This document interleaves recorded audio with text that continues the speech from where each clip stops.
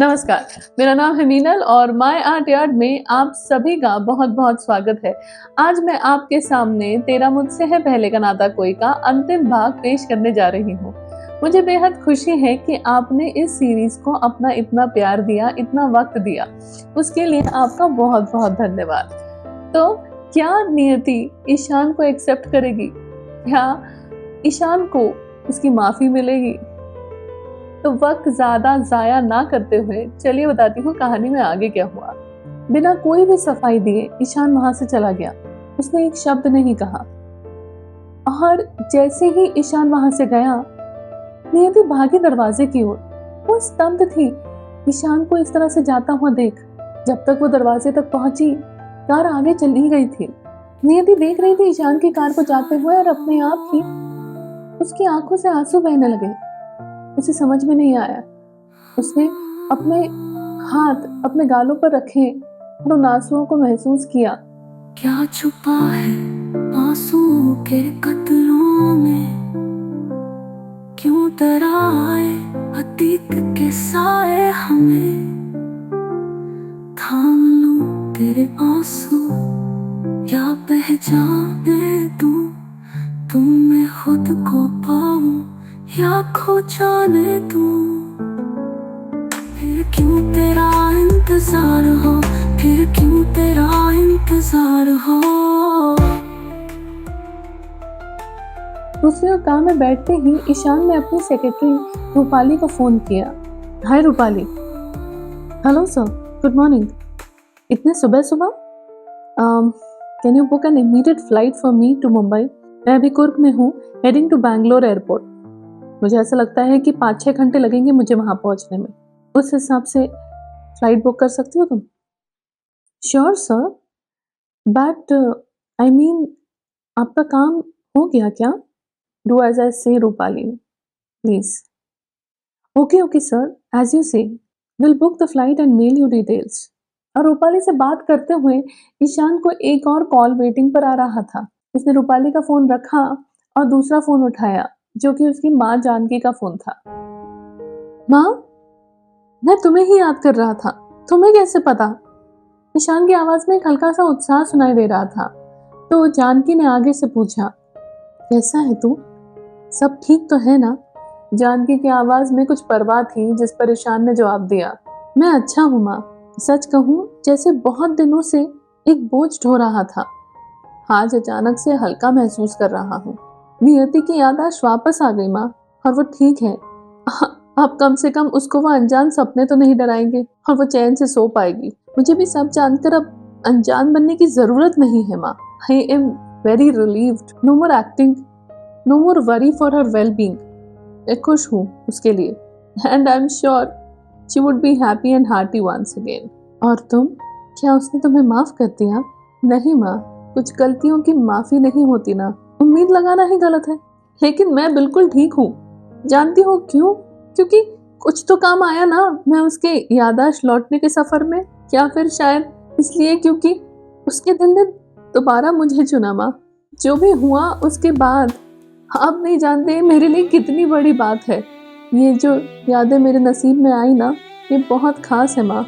इनके सहारे मेरी जिंदगी आराम से मुस्कुराते हुए कट जाएगी। ये हवा भी तेरे गीत गाती है, यादों के तराने संग लाती है। जुदा होकर भी तू मुझ में शामिल है, तू नामुकम्मल होकर भी हासिल है। खुद को खोकर खुद की ही तलाश है, मेरे हर सवाल का बस तू ही एक जवाब है। तू लौट आ। दूसरी ओर नियति बहुत बेचैन थी। विला के लिविंग रूम में चक्कर काट रही थी। जिस तरह से ईशान बिना कुछ कहे वहां से चला गया, ये बात उसे समझ में नहीं आ रही थी। तभी रिसोर्ट की तरफ से क्लीनिंग स्टाफ आए विला को क्लीन करने के लिए। नियति ने हामी में गर्दन झुकाई और वो लोग अंदर गए सब साफ करने के लिए। ईशान ने एक शब्द नहीं कहा अपनी सफाई में। ऐसे कैसे? क्या अब उसे कोई फर्क नहीं पड़ता मेरी नाराजगी से? क्या हो तुम ईशान? तभी क्लीनर्स ऊपर के कमरों से टूटे हुए ग्लास के टुकड़े पैन में कलेक्ट करके ले आए। उन पर सब जगह पर खून लगा हुआ था। उन्होंने नीचे आते ही नियति से पूछा, मैडम आप ठीक तो है ना? जगह जगह पर खून लगा हुआ है। हाँ, आई एम ओके। नियति ने टूटे ग्लास पर खून लगा हुआ देखा तो उसे बीती रात याद आई। किस तरह से ईशान ने अपनी चोट के बावजूद नियति का ख्याल रखा था, किस तरह से वो घबरा गया था नियति को बेहोश देखकर, किस तरह से दोनों करीब आ गए थे लेकिन ईशान ने मना कर दिया था। ईशान की आंखों का दर्द, उसकी आंखों की तड़प उसे याद आ रही थी और नियति ने सोचा, कमाल है ना, उसे अपनी चोट की परवाह ही नहीं थी, जैसे कुछ महसूस ही नहीं किया हो उसने। और उसकी आंखें, वो आंखें जैसे मेरे दिल तक नहीं, मेरी रूह तक पहुंच रही थी। उसके अंदर के दर्द ने मुझे हिला दिया था। क्या हो तुम ईशान, मैं समझ क्यों नहीं पा रही हूँ। बेचैन होकर नियति लिविंग रूम में चक्कर काट रही थी। मैं भी कितनी पागल हूँ, दोबारा उसी की तरफ खींची चली गई जिसने मेरा दिल इतने बेरहमी से तोड़ा। उसी के लिए सहानुभूति महसूस करने लगी, लेकिन कैसे, क्यों? क्या मैं लोगों को पहचान नहीं पाती हूँ? एनीवेज, मैं यहाँ रुक कर क्या करूंगी, मैं भी अपना सामान बांधती हूँ और निकलती हूँ बैंगलोर के लिए। सोचते हुए नियति विला की सीढ़ियों की तरफ जाने लगी। तभी विला के दरवाजे पर, जो कि खुला ही था, किसी ने दस्तक दी और कहा, hello madam, I am Vishu Nair, real estate agent. We spoke the other day for Aryavrata. I had sent you a mail yesterday. Oh yeah, hi Vishu, please come inside. हाँ, हमने देखा वो मेल, हमें अच्छे लगे तुम्हारे रिकमेंडेशंस। इनफैक्ट 3-4 प्रॉपर्टीज हमने शॉर्टलिस्ट भी की थी। दूसरी ओर नियति के ख्यालों में ईशान बैंगलोर के एयरपोर्ट पहुंचा। दोपहर के 2-3 बज रहे होंगे जब ईशान वहां पहुंचा। ईशान की फ्लाइट को अभी भी टाइम था, तो उसने एयरपोर्ट के लाउंज में कुछ वक्त आराम करने का फैसला किया। लाउंज में बैठे बैठे भी ईशान नियति के बारे में ही सोच रहा था। किस तरह से कल नियति ने उसको संभाला था, किस तरह से वो कोशिश कर रही थी कि किसी तरह से ईशान के चेहरे पर एक मुस्कान आ जाए। नियति के बारे में सोच सोच कर उसका वक्त बीत गया और ईशान सिक्योरिटी चेक के लिए आगे बढ़ा। दूसरी ओर दिन ढलने को था और नियति अपना बैग पैक कर रही थी। बैग पैक करते हुए उसने सोचा, वैसे मैं ऋषिकेश से मुंबई कैसे पहुंची? कौन लाया होगा मुझे वहां से यहाँ? क्या मुझे अम्मा को फोन करके सब बता देना चाहिए? लेकिन फिर अम्मा पूछेगी ना, वो जो सपने में आता था वो कौन था, तो मैं क्या जवाब दूंगी? मैंने तो ईशान के बारे में कभी कुछ नहीं बताया और अब तो बताने का कोई फायदा भी नहीं बनता। अच्छा है, कम से कम अब ये सपने आना तो बंद हो जाएंगे। सोचते हुए नियति को मैसूर का रूफटॉप याद आया कि किस तरह से देर रात तक ईशान ने नियति को संभाला था। उस रात अगर ईशान नहीं होता तो? नियति ने ऐसा सोचा, तभी उसका फोन बजा।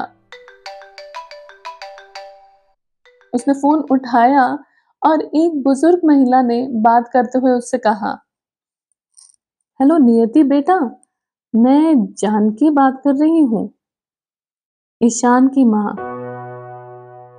ईशान की माँ की आवाज सुनकर नियति स्तब्ध थी। वो कुछ नहीं बोली।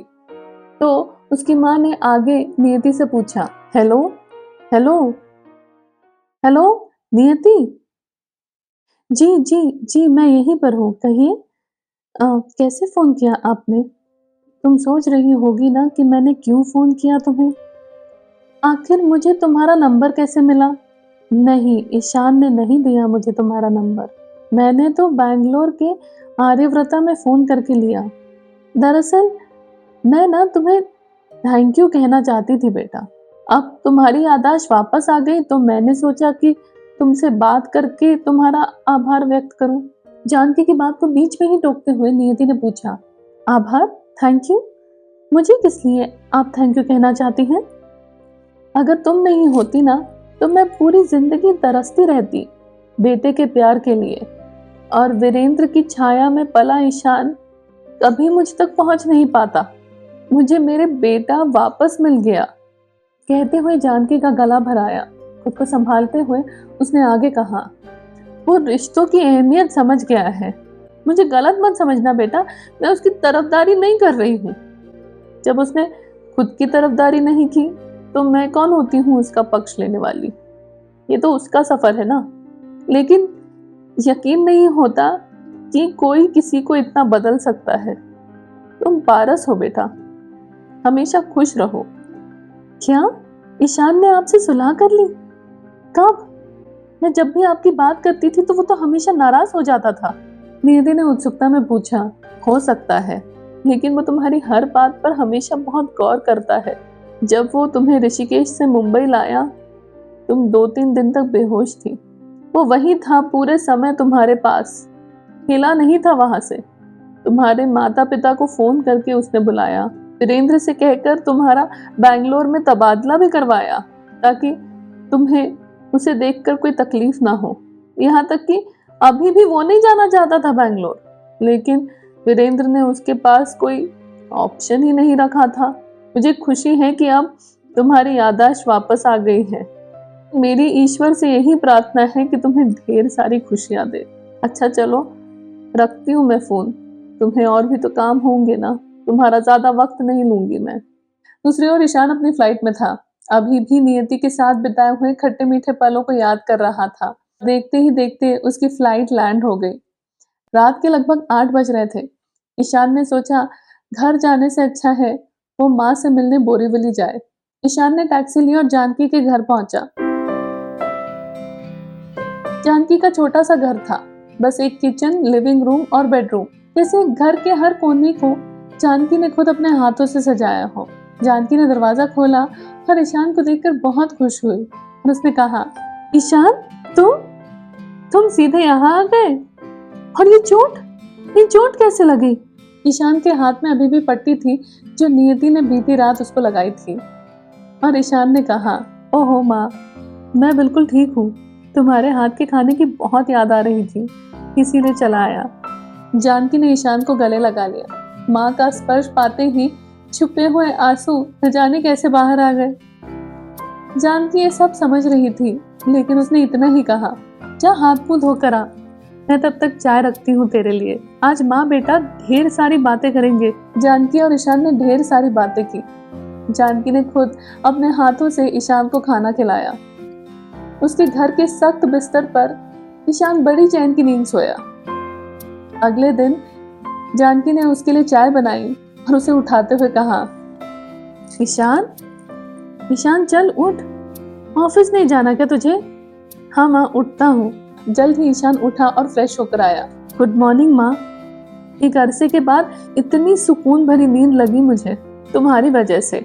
चल झूठे, तेरे आर्यव्रता के महल के सामने ये तो झोपड़ी है।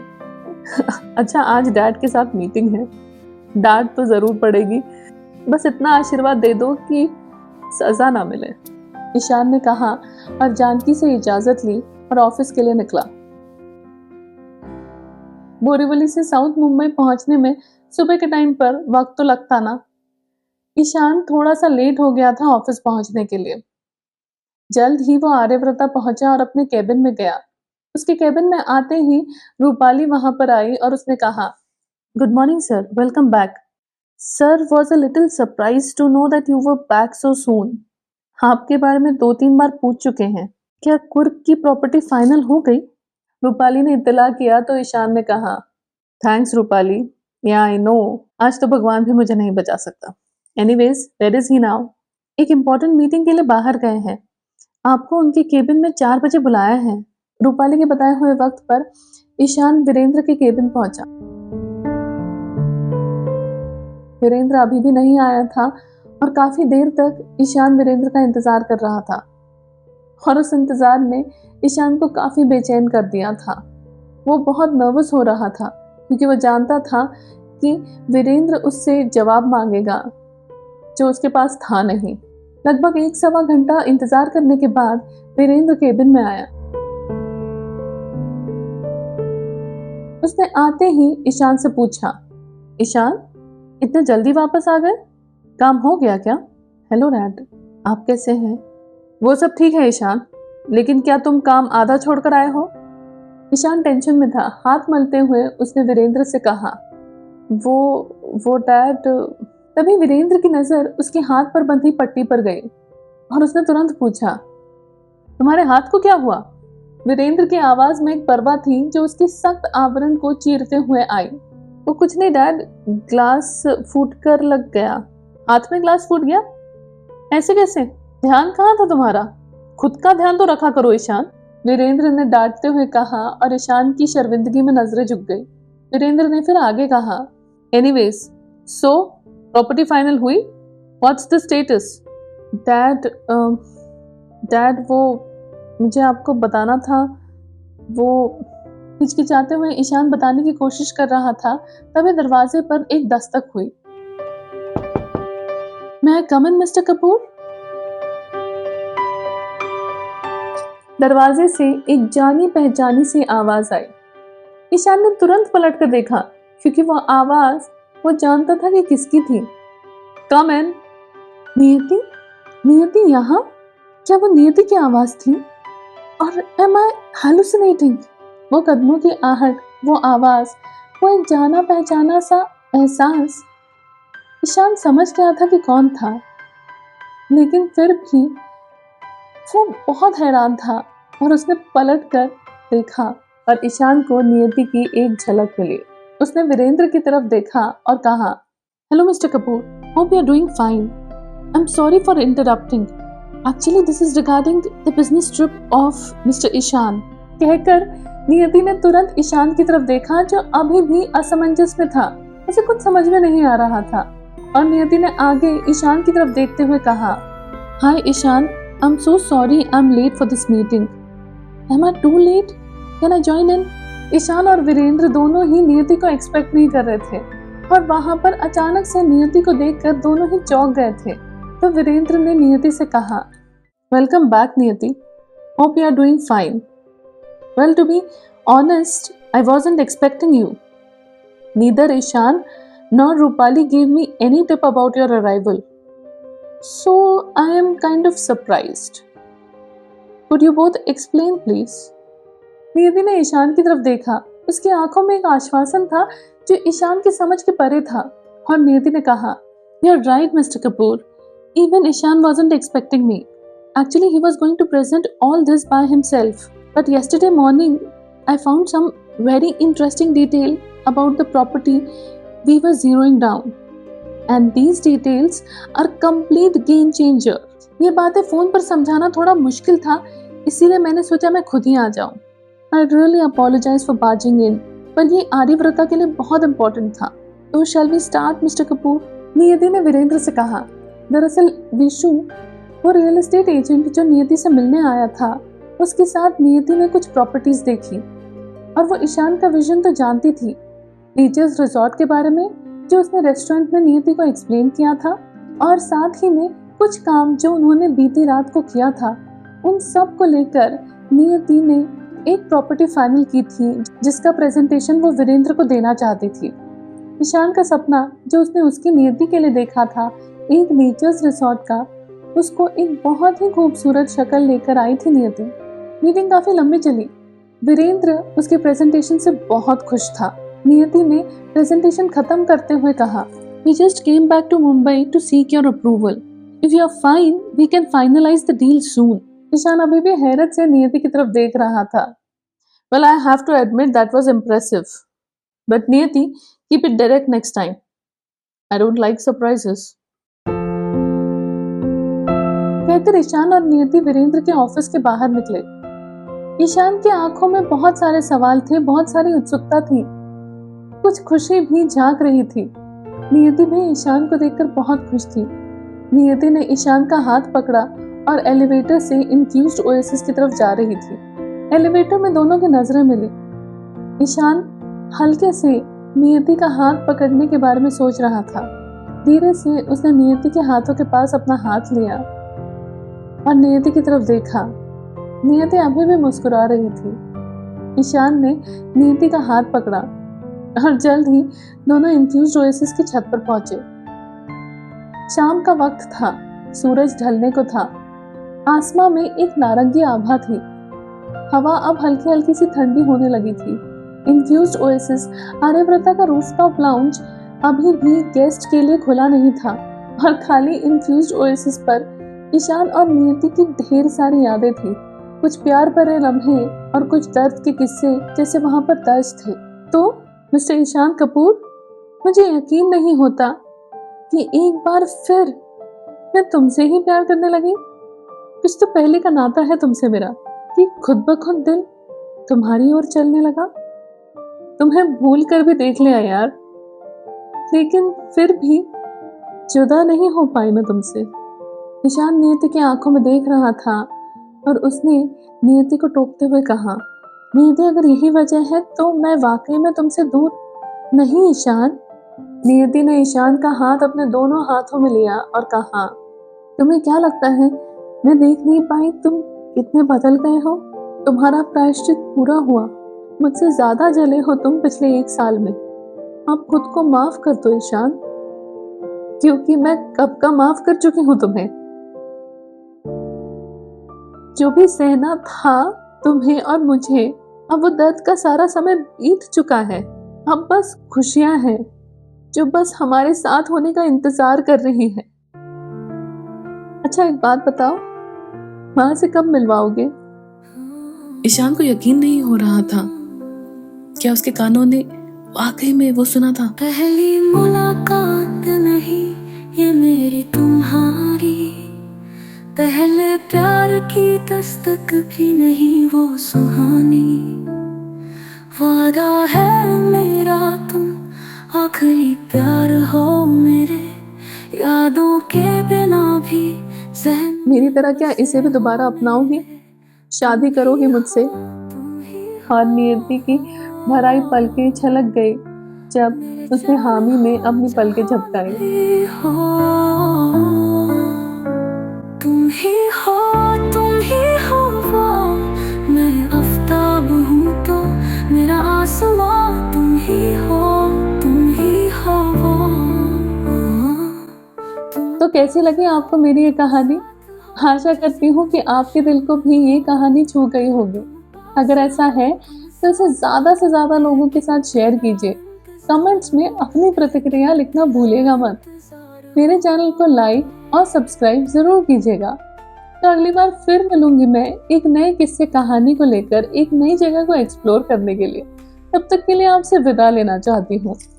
धन्यवाद, फिर मिलेंगे। अपना लूं सीप में मोती की तरह तुझे छुपा लूं, बेचैन दिल को तेरे समझाऊं, तेरे जख्मों पर मैं मरहम बन जाऊं। तुम ही हो।